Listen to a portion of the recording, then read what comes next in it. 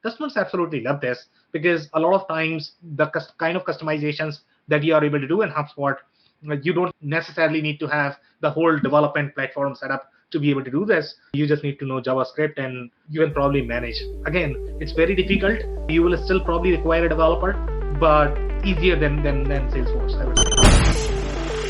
Growing a business requires a holistic approach that extends beyond sales and marketing. This approach needs alignment among people, processes, and technologies.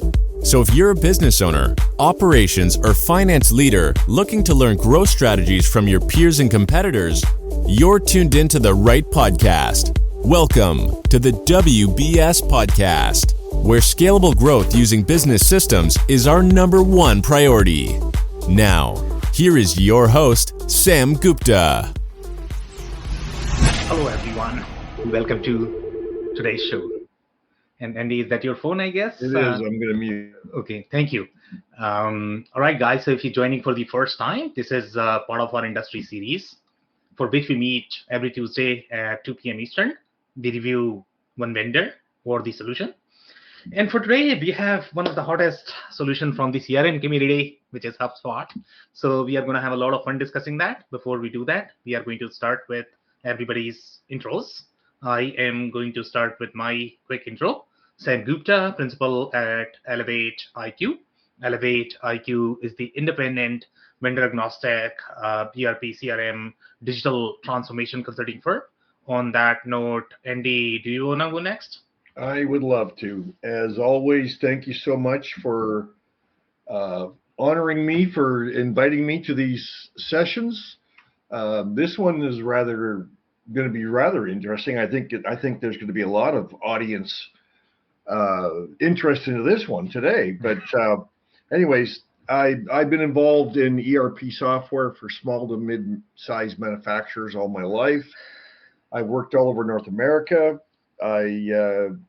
I also have I'm the author of a book called How to Select Your ERP Without Losing Your Mind or Your Job. And thank you again, Sam.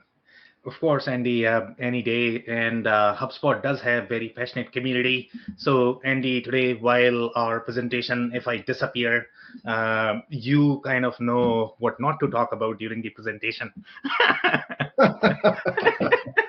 That's all good. Srishta, do you want to go next? Yeah, thank you, Sam. Hi, everyone. My name is Shrestha Das, and I'm part of the marketing team at Elevate IQ. Excited to learn more about HubSpot today. Amazing, guys. Thank you so much for being here. And if you're in the audience joining for the first time, make sure you guys post your questions, comments, stories, whatever experiences you might have. We generally like to utilize them as part of our reviews. So looking forward to reviewing them. On that note, I'm going to dig right in. You are familiar with it. And Srishta, I guess you are familiar with probably HubSpot as well. So this is going to be a very interesting discussion. Obviously, HubSpot sort of has this undisputed authority in the CRM market. Salesforce, HubSpot, they go head to head.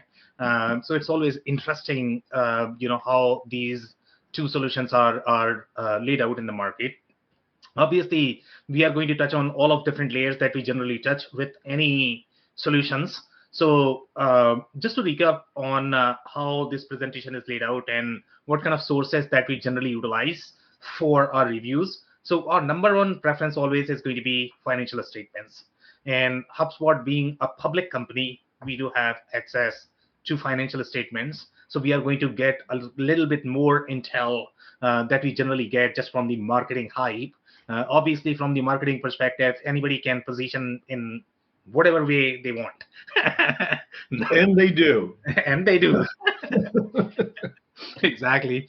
So that's where I guess financial statements, sometimes that could be very salesy as well. But people are a little conservative. It's a little bit more difficult. Yeah. And CFOs are writing that, right? So they are not marketers. And they usually have skin in the game to make sure they're being honest. Yeah, no, but I mean, there is a real threat as well. I mean, you're not supposed to overstate, overclaim. That's otherwise, right. The penalty is probably going to be jail, which does not happen. That's free room and board, isn't it? Exactly, free food as well. Yeah. What a deal.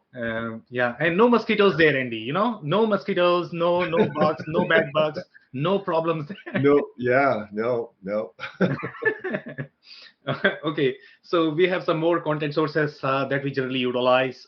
These are going to be historical news stories. We go back in time and we go back as far as back as we can. We are looking for the entire story, the evolution, how they evolved as the product solution, as well as the vendor that does provide us the comprehensive perspective on any vendor. And then we look at the product roadmap documentation for this specific review. These are different things. There are certain other things that we generally include with other presentations depending upon the availability of the content, and how much content that we can get from the public sources. But product roadmap documentation, customer stories, Reddit threads, as well as user reviews. So those 5 or 6 that we have utilized for this review as well. Coming back to the overall positioning of HubSpot, where it is positioned. Obviously, if you ask any CRM vendors, they all are going to say they have everything in the world and they are good for any industries and any size of the customers in the world. Yes, they will. But they all are extremely beautiful and they are designed for a very specific purpose as well as a state. And if you use them in that specific state, they shine. Otherwise, they don't shine as much. So from the HubSpot perspective, HubSpot's superpower is going to be in the whole content marketing game. Okay, they are sort of the pioneer of content marketing. That's why marketers absolutely love HubSpot. They don't necessarily care for the other pieces of the CRM world, even though that is going to be equally critical as well. Marketers are only worried about the upstream aspect of marketing, which is where HubSpot is really strong. Now, in certain industries, this is a deal breaker. You have to have this. And that's why in those industries, HubSpot is probably a deal breaker as well. But that is not to say that you probably need the same capabilities in other industries as well. And that's why we have seen clear segmentation in the market. And that segmentation being your B2B versus B2C. For B2B, the content marketing matters a lot. And the reason for that is because the deal cycle is very long. You are going to have so many different touch points. You are going to require very different pieces of content, and people care for very specific piece of content depending upon their stage of customer journey. Now, if you talk about B2C, in B2C, you need to market, but you don't need to market as much because these are probably going to be repeat customers, loyal customers. They probably know your brand. They are coming to you, giving you the order. So the marketing stages are going to be different. The kind of content that you are going to send to them is going to be different. Frequency of emails that you are going to send is going to be different.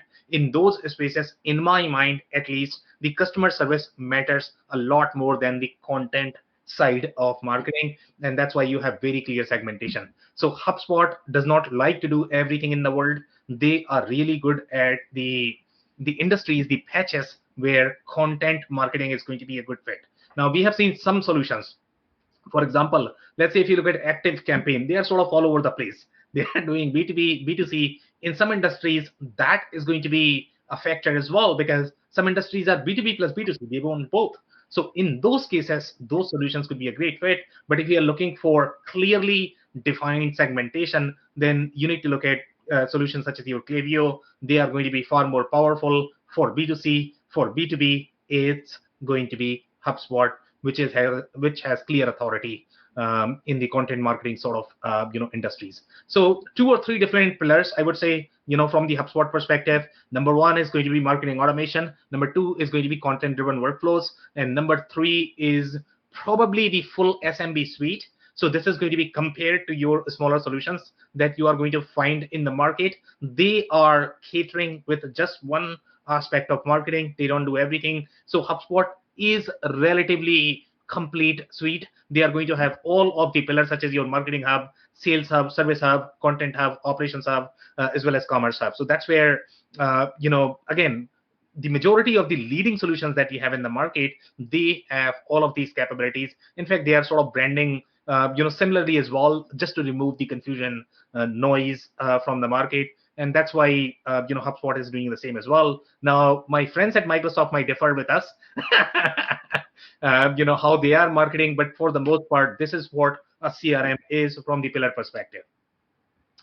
Now, overall, from the competing technologies perspective, so some of the newer technologies that we have reviewed now, so you have the categories such as your Folk or ATO of the world, and Folk and ATO. These are going to be slightly more collaboration-centric CRM. They are going to be sort of schema-less CRM, and they have a very different role to play. Again, this is a very emerging category, so we don't really have the right use cases where they have been used by very large brands. We just don't have that right now, but obviously they are very promising. They are doing really well. They are very well funded, so we are super excited about those categories as well. And obviously they are going to be a little bit of threat for your Salesforce, HubSpots of the world, but we'll find that out. Right now they are still very young and not as well adopted, so something to watch for, but not to be worried just yet.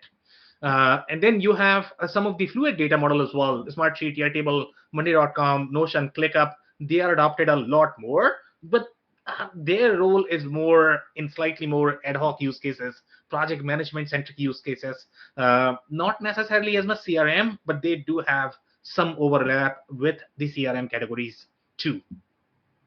Now, the real CRM, where you are going to see the real competition, which is going to be your HubSpot, Pipedrive, Salesforce, they are the real competition, for HubSpot for the most part. If you look at this more from the marketing automation lenses, then the actual competition is going to be ActiveCampaign, Marketo, Klaviyo, MailChimp, very small, Constant Contact, very small. They are doing just one thing. HubSpot has a lot more. From the CRM perspective, those four, HubSpot, Pipedrive, Salesforce, and Zoho, is probably going to be the right competition for them. So again, the reason why we touch on these solutions is, let's say if you're reviewing HubSpot, these are probably different solutions that you should be including as part of your evaluation, and that's why we are giving you this on the first slide itself. Now, overall, in the industries where they are really proven and do really well are probably going to be technology, SaaS, B2B marketing agencies. That's where HubSpot is really good. They do business in some other industries as well, but their scope either might be limited or they might struggle. HubSpot also has, some of these struggling stories, and I think ATO, when we reviewed them, they, they were really going after HubSpot because HubSpot does have a lot of failure stories, and those are the limitations that we are going to cover in the next few slides, where HubSpot is going to struggle. And sometimes, just because of that passion, HubSpot is kind of oversold. At times, that might not be coming from corporate, but when you look at the field sales level, they are sometimes overselling just because they don't understand how difficult this might get, and that's where you have challenges with HubSpot. But overall, this is a beautiful solution. Yeah, I've seen HubSpot oversold sometimes. Yeah. I mean, whenever you have a name brand product, there's always going to be a penchant to add value or perceive value with ones you've heard of before.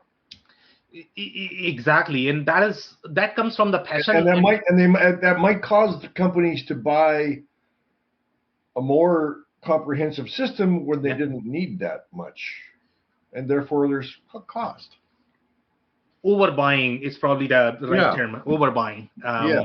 That's perfect. Yeah. And overbuying, and Andy, I'll bring one point, I guess, that is probably going to reinforce what you were trying to say.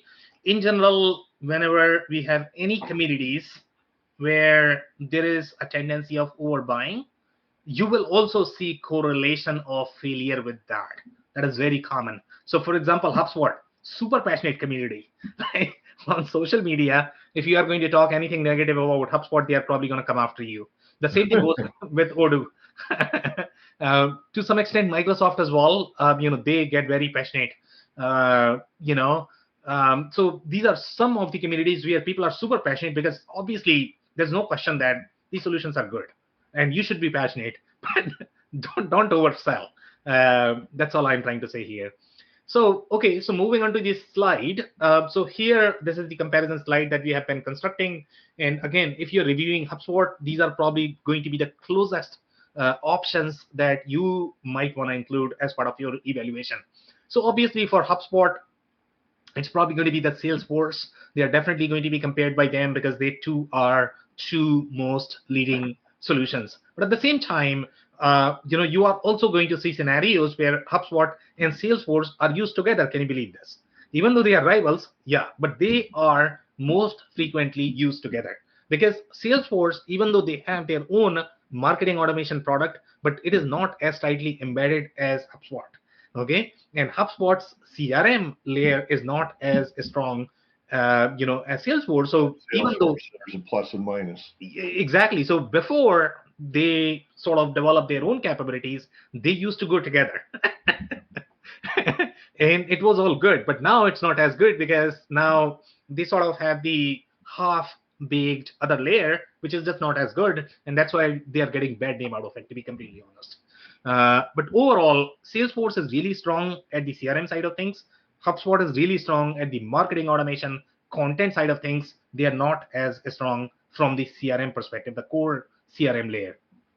So again, we'll touch on the specific limitations here. So overall, the strength from the HubSpot perspective. Number one, the content-driven workflows. If you are going to be really, really heavy on content-driven workflows, that's where HubSpot really shines.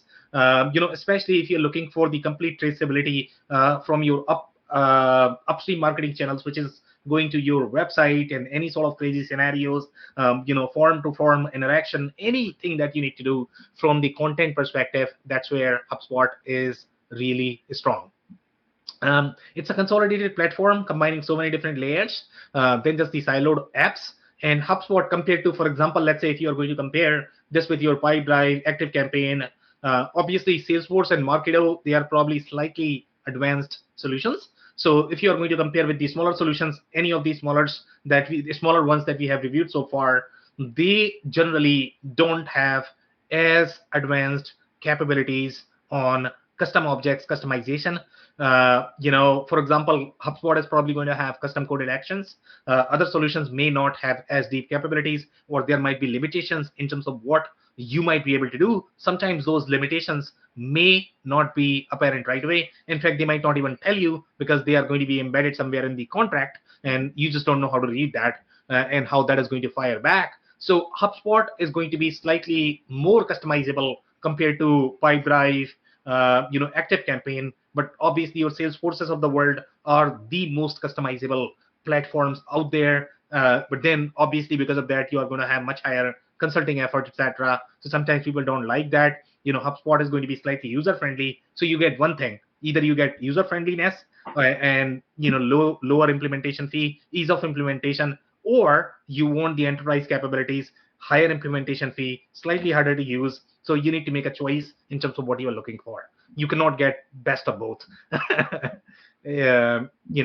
So here, the other advantages that we have, with HubSpot is they have their own native CMS. Now, HubSpot does get a lot of complaints for CMS as well. It's just not as strong as some of the open source CMS ecosystems that we have in the market. For example, people who are moving from WordPress, even though I would probably argue that HubSpot is far more powerful from the CMS perspective, but users generally complain that they don't like HubSpot CMS. Read some of their reviews on Reddit, on a lot of forums, and you would come to know what I'm talking about. But overall, I do like that marriage of CMS plus your CRM, just because their CMS has far more advanced capabilities. That's why sometimes it might come across as if they are not as user friendly. So now even HubSpot is suffering from the same problem, by overcomplicating it for the enterprise scenarios. But at the same time, if you need those capabilities, then it's going to be harder to use, and then you would require a little bit of developer support, consulting help, etc.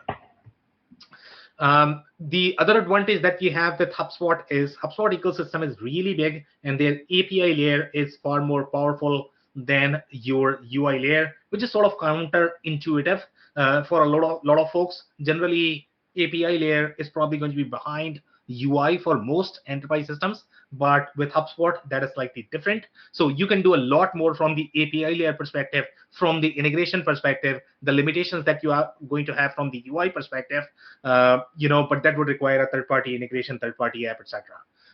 But something to keep in mind that you have those capabilities. It's not that if UI is going to be limited, then you are sort of super constrained there, bottleneck there in terms of the capabilities. The cons from the HubSpot perspective is going to be the data model is very flat. So obviously, if you're looking for any sort of complicated B2B scenarios, a lot of custom development, you need to be careful. And that's where HubSpot really struggles.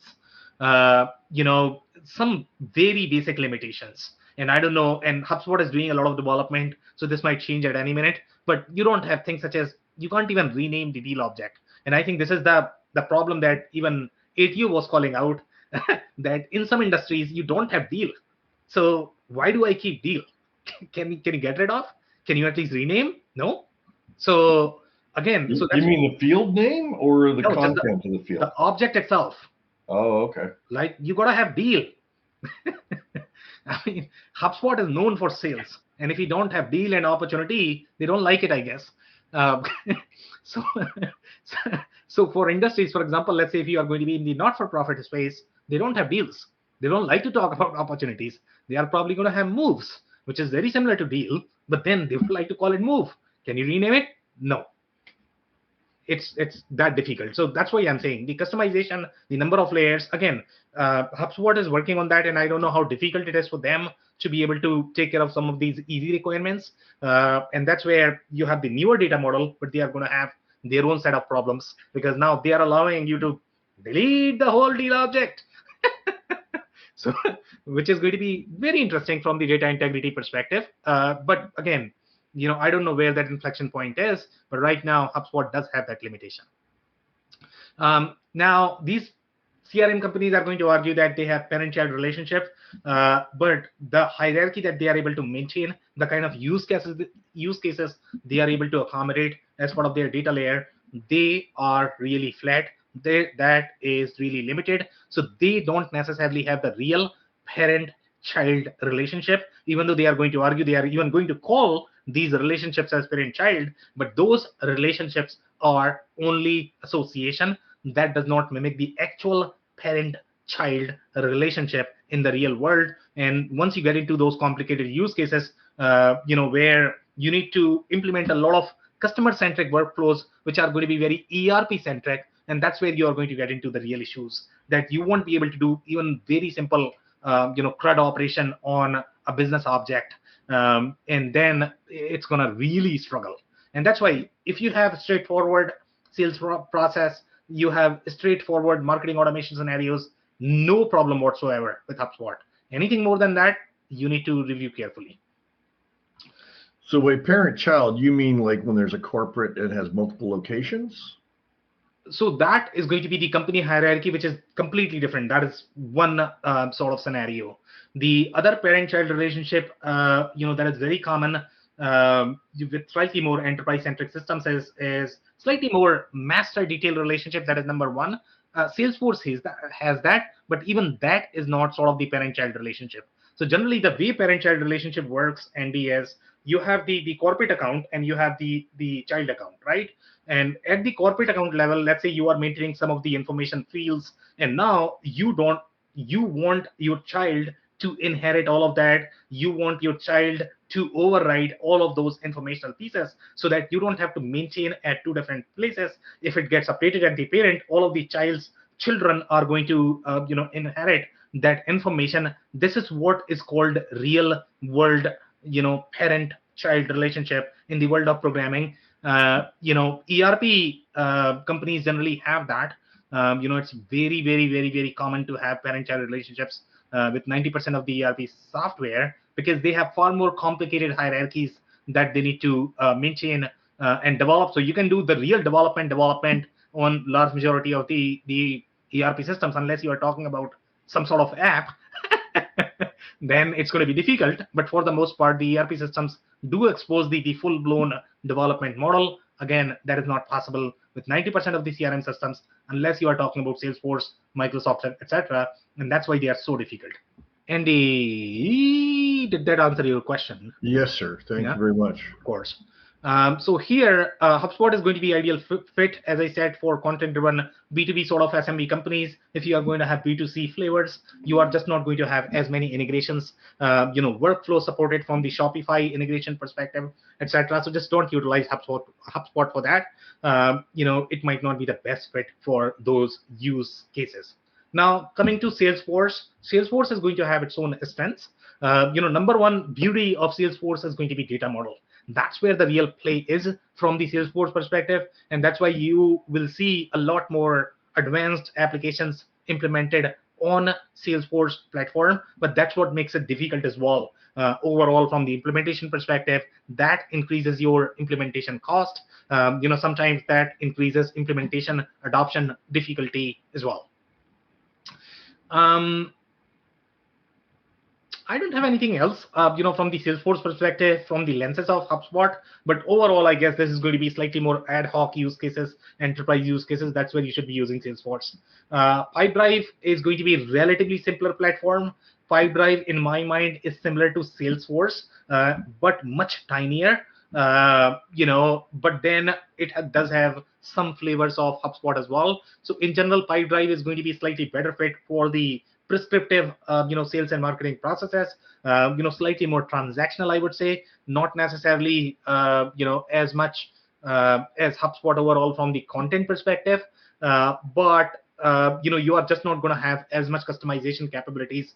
Even with Pipedrive, it has slightly different flavors that we have touched in the dedicated session that we have already done for Pipedrive. So you might want to check that. We are not going to get into detail here in this session. We have done that for Salesforce as well, so you might want to check that. Now, coming to ActiveCampaign, again, I will be touching briefly. If you want more detail on ActiveCampaign, go and find ActiveCampaign Elevate IQ independent review, and you can find that on YouTube. So here, ActiveCampaign is going to be relevant for that B2B plus B2C and B2B to C business models, because it has flavors of B2B plus B2C. It's not going to be as good for B2B, as good for B2C, but if you are going to have both, then it is probably a better fit. As well as, if you're going to be sending a lot of emails, then email cost is not as much. So for those use cases as well, ActiveCampaign would be a great fit. Again, if you want more detail, check that session. Marketo is probably going to be very, similar as HubSpot. Marketo is known for marketing automation. It does not have the CRM component, but then Marketo is also targeted for slightly more B2C centric verticals, design oriented verticals. In those verticals, you are not going to have as heavy CRM. In fact, the only tool that companies generally use for CRM is probably going to be CDP, because those are very consumer centric. So Marketo is also used a lot with your Salesforces of the world, as well as Microsoft of the world, just for marketing automation. So again, if you want more details about Marketo, check those sessions out we have discussed. But overall, I guess this is probably going to be a better comparison. Just because HubSpot is very similar to Marketo. Marketo is going to have a little bit legacy feel overall from their UI perspective. I'll keep going here. So now coming back to the financial statements of HubSpot. So we are going to touch on some of the points here. So here, overall from HubSpot, the way they define, and we are going to critique just a little bit. So they are saying we provide a customer platform that helps businesses connect and grow better.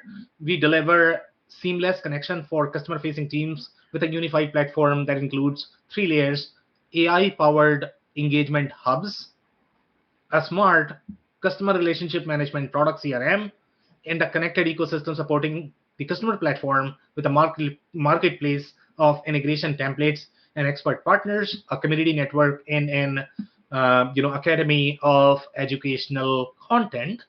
So again, if you read this marketing verbiage, 90% of the CRMs are probably going to have very similar messaging. So what's unique about HubSpot? Again, go back to the content, point that I had mentioned. So again, they are not being very specific in terms of who they really are. But again, it could go either way. I'm not going to call out anything here. So here they are saying our engagement hubs include marketing hub, sales hub, service hub, operations hub, content management system hub, and commerce hub. So overall, from their hub perspective, marketing hub is very similar to any marketing automation layer that you are going to see with 90% of the CRM platforms. Sales Hub is going to be the CRM aspect of the, and that's what is weaker, I would say, with HubSpot. Service Hub is also is not as strong as Salesforce, even though they have a little bit of field service plus customer service centric workflows. It's just not as strong. CMS is very unique. 90% of the CRM systems, they don't necessarily have CMS. HubSpot is unique in that aspect.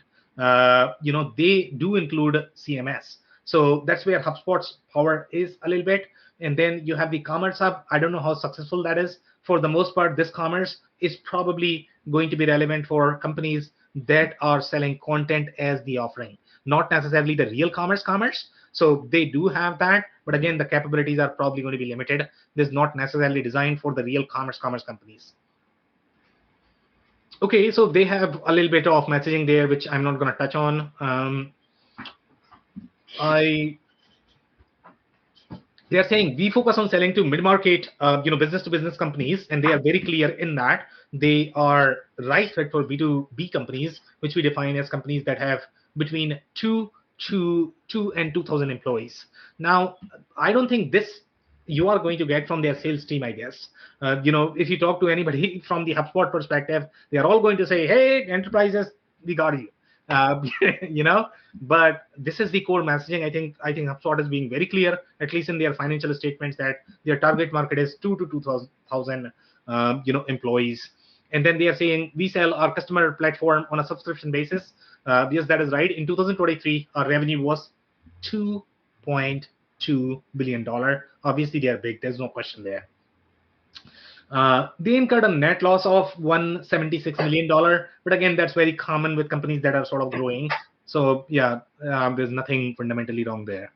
Now they are saying in 2021, agreement to acquire Hustle, a media company that produces a newsletter, podcast, and premium web search. So these are some of the stories aligned to their acquisition strategy. So in this case, in 2021, they acquired a company that focused on content, which is your newsletter, podcast, as well as premium research kind of content. So if you look at their journey from the acquisition perspective, you are going to feel a theme that they are going after every single asset that is going to enhance their capabilities more as the content-centric company. We'll be touching on all of that, but this is the first acquisition that they had done in 2021.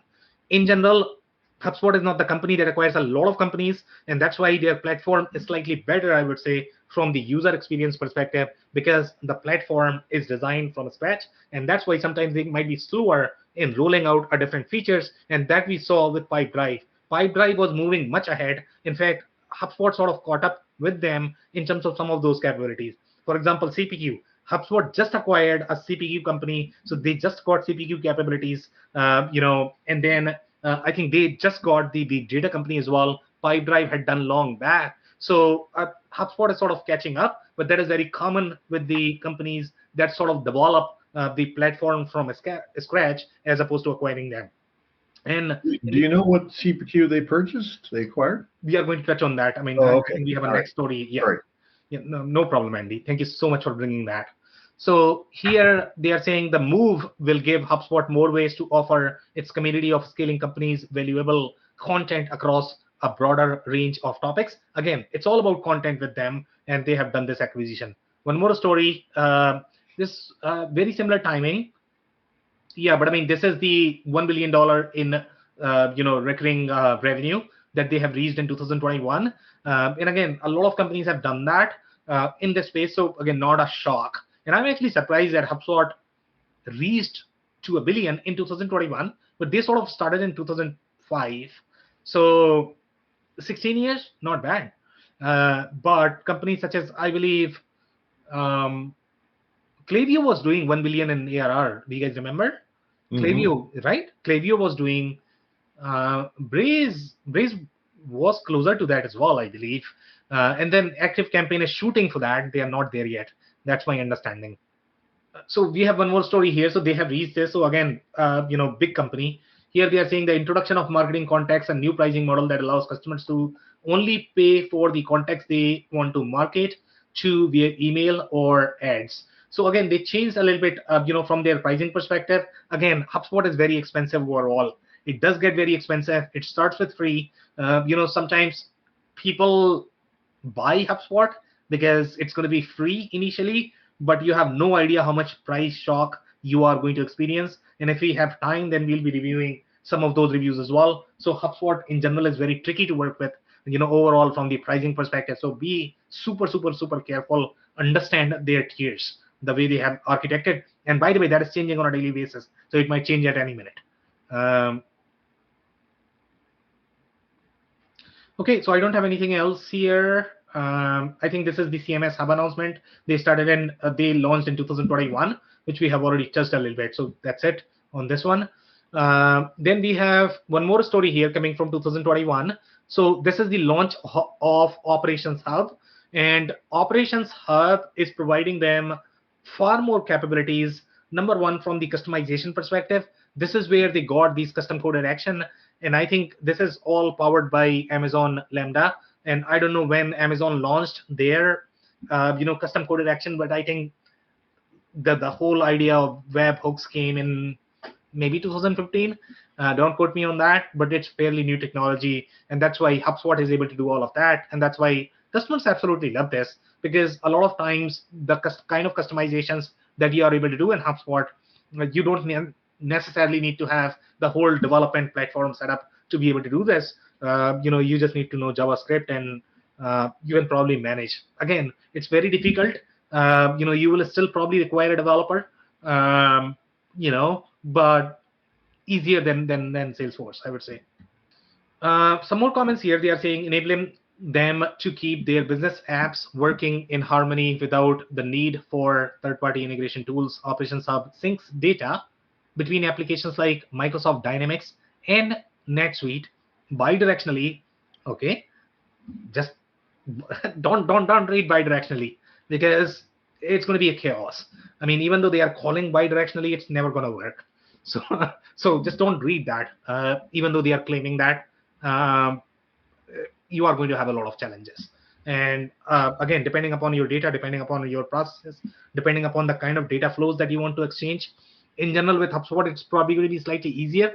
The reason for that is because their data model is not as tight, and that's why you have all of these data integrity issues even with HubSpot. But again, this is probably not going to work, even though they are claiming that. Okay, ensuring that customer data is always consistent and up to date, even as a company adds more tools to its tech stack. Again, that's not going to happen. It's a great sales pitch, but it's not going to work. Using HubSpot workflows, operations team can build custom automation actions using JavaScript and run those actions through Amazon Web Services, Lambda technology, creating efficiencies for internal teams. And that's the point that I just touched, that's how their custom coded actions are powered, which is a fairly new technology. Scale with confidence. When HubSpot customers add Operations Hub to the HubSpot CRM platform, they get increases to their existing limit on list reports and workflows, ensuring that their tech stack scales in line with their. So again, they are saying that if you are going to include the Operations Hub, they are going to make you look as if you are enterprise, and then you are going to get a lot more list reports and workflows.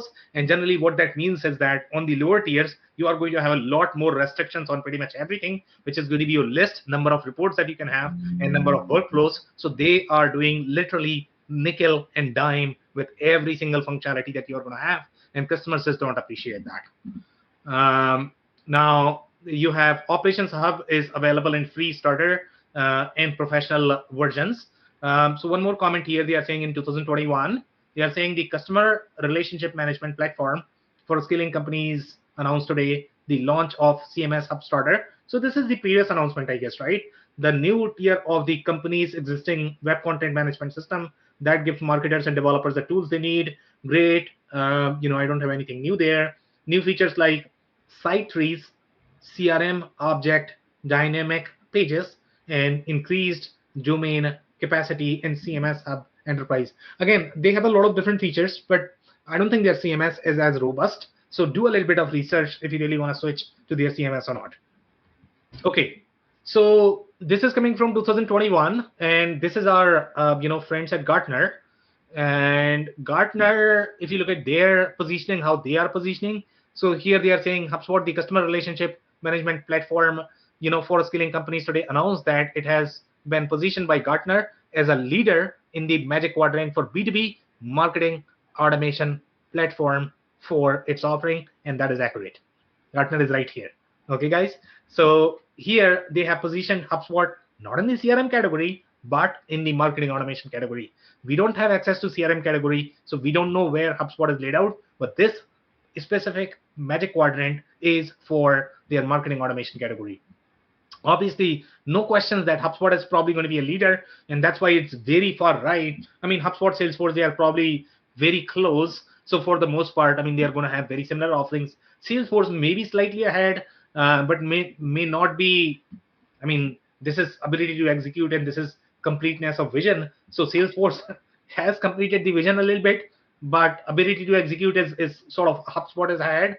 So I mean, Salesforce does have sort of the SQL centric capabilities. The kind of security workflows you are going to have inside Salesforce are far richer. So I don't know which is going to be ahead. And again, based on these two variables, it's very hard to comment which one is going to be ahead. But they are very, very, very, very close in general. Overall in their marketing automation capabilities. With HubSpot, you are going to get far more immersive experience. With Salesforce, you are going to get very disconnected experience between their marketing automation and their CRM. In fact, the website integration is going to be extremely, extremely tricky. With Salesforce, you will require investing a lot more money in general with Salesforce.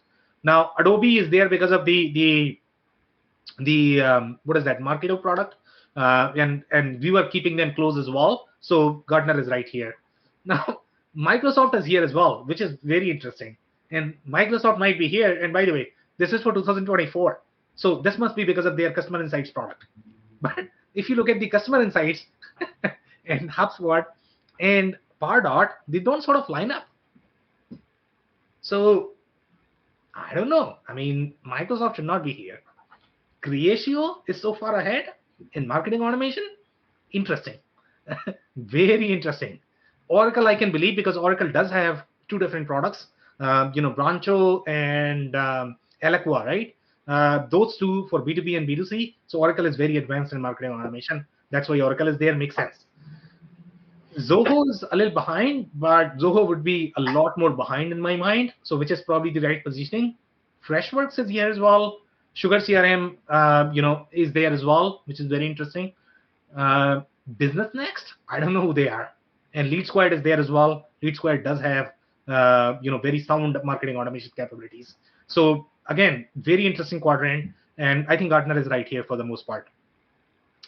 As one of the only marketing automation platforms built on top of a CRM, Marketing Hub is designed to give customer access to all of their data and tools in one easy to use and powerful platform. And then they are saying with powerful new enterprise features like custom objects and multi-touch revenue attribution, HubSpot has the horsepower to keep up with even the most complex use cases. Okay, so guys, you definitely get the custom objects. Okay, you have credit for multi-touch revenue attribution as well, but please don't say that most complex use cases, because you have no idea how complex these use cases get. So that's where I guess you might be crossing your line, that your customization are not going to be as good for the other slightly more operational use cases. For that, it might not be the best. So again, this is slightly overstated, I would say.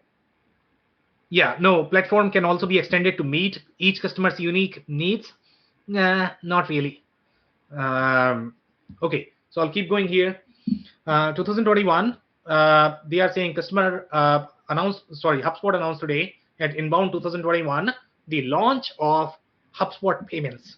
And this is very similar move as Shopify. Shopify started the trend of payments. HubSpot is launching that as well, because they are trying to pitch a lot more payment-driven offerings from the content perspective. This is giving power to companies like Elevate IQ and the ESS, right? These are going to be consulting companies. So let's say if you want to sell your content, then you could use these capabilities and sell. So that's where HubSpot is really good. This is not for the pure play e-commerce centric play, I would say. Then they are saying HubSpot Payments supports all major credit cards, ACH payments, ensuring that companies can enable the payment methods that work for them. Yes, but you are going to find very similar pitch with Shopify as well, but these two have very different focus. So make sure you pay attention there. To help customers to get up and running, HubSpot is also waiving fees on the first 50,000 of ACH transactions processed through HubSpot Payments each month. Now they are saying they are able to provide payment links, which is very similar capabilities as your QuickBooks. So they are saying a unique native URL that streamlines the payment process with fewer steps for sellers and buyers. Links work out of the box with deals, workflows, reporting, forms, and analytics. Payment links can be embedded on a website and shared in email, chat, or codes, making it easier for customers to conduct one-time sales and manage payments within HubSpot. Now, this is a great capability, I would say. It is going to help in integrating with the website, email, etc. There is a real customer experience aspect there. NetSuite does very similar things as well, to be completely honest. But let's say if you want to align this with your ERP, your accounting software, there might be challenges there. So even though HubSpot is able to provide this more from the customer experience perspective, but this would be more of the Shopify play, not necessarily the actual payment play. And now depending upon your architecture, where you want to keep the payments, it could differ. But for the most part, this would be very channel specific play in my mind. But where you are going to get power is going to be in recurring payments. And this is for slightly more when you are going to have, let's say, SaaS subscriptions. And that's where they are really strong with SaaS, tech, media-centric companies. And let's say if they are doing the recurring payments, that's where HubSpot is going to be really powerful. So they are saying, which allow customers to sell memberships, set up retainers, take ongoing donations, and more. Recurring payments are also available as an object in the HubSpot CRM, giving customers the ability to customize their processes as needed. Now, they are sort of getting into this whole Zora play, which is designed for subscription-centric business model. But again, you can probably model basic products here. What is that called, Sam? Zora? Zora. Zura is the name of the product. They were always designed for subscription-centric business model. Oh, okay. Yeah. We need to review them. Actually, they are super hot in the SaaS community for sure. I don't think we have reviewed them so far, right? No, hadn't heard of them. Yeah, they're really big. Before NetSuite, got that capability, and now even Sage Intacct probably has that capability as well, because those are some of the products that do really well in the SaaS space. Before that, everybody was using Zora because accommodating the CPQ processes in SaaS is very, very, very difficult. Okay, so some more comments here. Here we are saying Stripe, a HubSpot partner since 2018, and that's how they have white labeled these capabilities. So these payments are not necessarily coming from HubSpot, but you are going to get a little bit of immersive experience, inside HubSpot, and obviously they are probably making a cut as well from this payment, and that's why they want to offer this. So a HubSpot partner since 2018 is helping power HubSpot payments. Stripe's best-in-class infrastructure is built natively with HubSpot CRMs, so fast-growing businesses can accept payments from their customers and provide a better buying experience. HubSpot Payments is currently in beta release and available for US customers only. One more comment here. HubSpot's latest improvements introduce more advanced customization and control for customers, including enhanced reporting capabilities and the new enterprise tier of its operations hub product. So in 2021, they were still working on that. New customer experience enhancing features like HubSpot payments, custom surveys, and customer portals. So those are some of the things that they were working on 2021. Now I'll keep going here unless you guys have any other comments. So here, they are saying HubSpot also announced the release of the custom behavioral event API, which allows Marketing Hub enterprise customers to track and report on key behavioral data. And then they are saying with association improvements now in public beta, HubSpot gives customers the flexibility to associate multiple companies to a single contact. they did not even have that, I guess. So in 2021, they got this, associate multiple companies to a single deal, and more so account admins can effectively keep up with more complex business models that change and evolve over time. So think of how minimal their capabilities were. They just got the one-to-one scenario between company and contact, in my mind, which is fairly basic in any given CRM, but they just didn't have that. Then they are saying with business units, and they launched a business unit capabilities as well. So this would be very similar to what you were talking about, Andy, between your headquarter and different, but in the marketing world, it's slightly different, because here you are looking at more from the branding perspective. So their alignment is going to be your website URL as opposed to a text ID in the ERP world. So different alignment. So they have that capability. The business units, Marketing Hub Enterprise customers can manage multiple brands. And again, they talk about brand, and brand has a website. That's why they like to call or refer to them as brands. To ensure a more consistent and targeted experience for their audiences, the new add-on allows customers to run cross-sell and upsell campaigns to reach every segment of their audience, track contact interactions and communication preferences with each brand, and report on performance both across the business and specific brands. So again, I don't have much to add there. I'll keep going. HubSpot has also announced, and by the way, they had real limitation with their sandbox environment, and that is the comment this one is. So for example, let's say if you go to Salesforce was a real development environment, meaning you are going to have a lot more capabilities when you are promoting your code from your test environment to your production environment. HubSpot is just not as built from the infrastructure perspective. And that is also a very common problem that you are going to find with a lot of platforms that are just not mature for very complex customization. HubSpot was primarily an app. Now it is looking like a real CRM, but still, even today, they have very limited capabilities for the customization.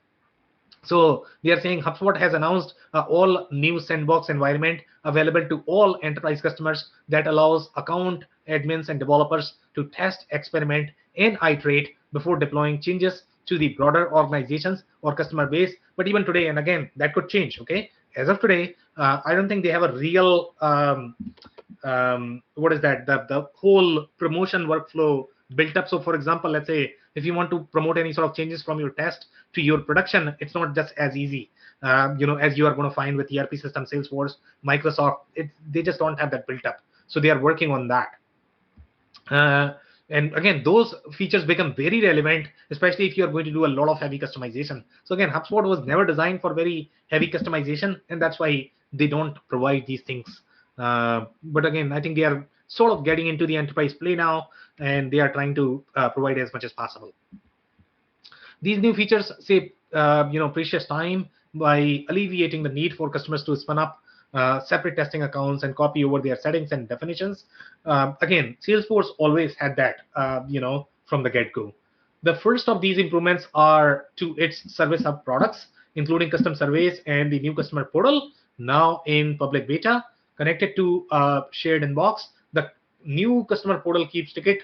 And again, I think this might be a capability which might be very similar to your Front.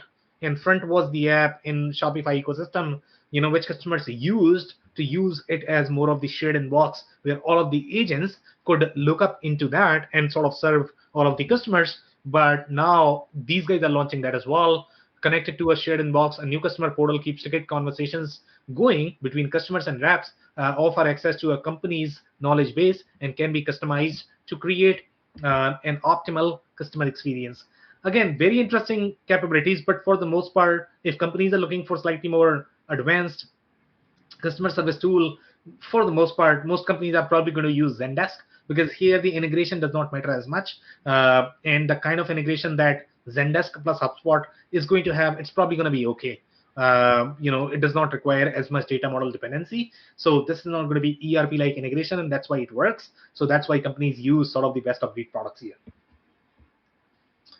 Okay, some more comments here. So they are saying HubSpot Ventures formally launched in 2018 as a 30 million fund aimed at providing startups, and these are different startups that they are funding as well. So their fund is just 30 million. I think Salesforce has a lot more. I think Salesforce is probably investing billions and billions of dollars right now, and they have, and this is obviously based on where they are investing. Their hope is going to be that they can acquire a lot of these companies, and they are trying to learn in terms of what these companies are trying to do. And if you look at the trend of which companies they are trying to invest in, for the most part, they are going to be very content centric. So here they have Clary, they have Descript, they have Zentral, they have Goldcast, and they have Circle. And they are saying that, okay, I am investing from your revenue operations to ERP systems. There are some ERP systems, but they are not really ERP systems. Even though they are claiming that they are ERP systems, they are not. Commitment to customer first B2B software companies that recognize the power of the HubSpot CRM platform and are dedicated to helping further expand its value with integrations and other partnerships. Obviously, the kind of ecosystem that they are going to create, that's where you have power from HubSpot perspective as well as from Salesforce perspective. So Clary is the AI-powered insights. Everybody is investing in AI in some capacity. These guys are doing as well. Descript is a video editing platform. Again, it has nothing to do with the core CRM capabilities, but they are investing in a lot of content-centric capabilities, and that's their secret sauce. Central ERP for retail, it's not ERP. It's kind of an ERP, but it's in the HubSpot ecosystem. It's going to be very similar offering as Rootstock, but Rootstock is far more mature, advanced. It's a real ERP. Even though there are challenges from the data model perspective and Salesforce ecosystem, HubSpot is probably going to have a lot more challenges in general. So it's going to be very interesting to develop an ERP system on HubSpot. Goldcast is the video and events. Makes sense. Makes perfect sense. Because they are in the content-centric spaces. And then Circle is the community platform. Salesforce was doing a lot of community work. So obviously HubSpot is trying to catch up with them, in terms of capabilities. So I think we are going to stop here. I don't think we will be able to cover everything today. And we'll come back probably after a few years and we'll cover the rest of the slides. But for now, we have to stop right now. Any comments? Yeah, I mean, I was already fairly familiar with HubSpot in a number of scenarios with clients of mine and such, but it was really great to crystallize the strengths compared to something like Salesforce. I always knew HubSpot promoted their CRM capabilities, and of course Salesforce promoted their marketing automation capabilities, but I wondered where the overlap would be, and it's a lot more clear now, that's for sure. Yeah, glad that it's clear. Any more follow-ups there? No, I mean, going back to our comment about overbuying, I found that often with, like, I deal with manufacturers, so I found that often with manufacturers because commonly a manufacturer's CRM capabilities is not as strong as a wholesale distributor or a retail environment, and so therefore the HubSpot system, commonly they'll want to, when they're putting in a new ERP, they'll want to replace HubSpot because they find it to be too expensive for what they need. Exactly. And again, if you're going to have those content-centric scenarios, and manufacturers are not necessarily heavy on those, they just don't have that. No, just not usually. Get an order, process that. It depends. Always depends, but yeah, not usually. Rare. They don't have to work as hard for sales.